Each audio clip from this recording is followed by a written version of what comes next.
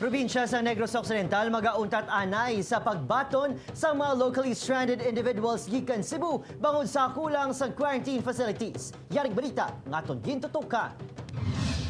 Sa sunod-sunod nga pag-abot sang locally stranded individuals kag overseas Filipino workers nakasugtan sang probinsya sa Negros Occidental nga ipaiway anay ang pagbaton sa may LSI gikan Cebu bangod sa kakulan sang quarantine facilities nga ipahamtangan sa ila. Appeal to IATF to include the whole province of Cebu. You know, we have to do this not only that our quarantine facilities are overwhelmed, we also would like you know, as much as possible, we don't like to be receiving positive cases. Base sa pinakauling nga records ng probinsya, 4,842 ka mga LSI kag 1,234 ka mga OFW ang nakapauli na sa Negros Occidental.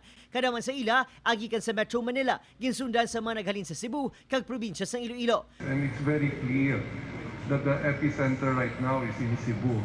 Magluwas sa rescue trips, padayon man ang testing sa mga LSI nga nagaabot sa Bredco Port, gikan sa Panay, Ukon, Manila. Madumduman nga madamos sa stranded residents sa Cebu ang nagaayo nga makapauli bangod sa kabudlay sang ila kahimtangan. Sang damlag lang, masobra 20 man ka mga talisaynon ang nagapangayo sang tabang.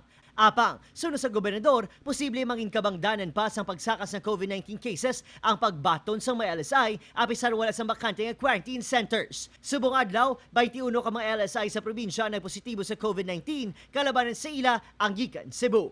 Opo, kay Reynald Castillo, Adrian Prietos, 1 Western Visayas.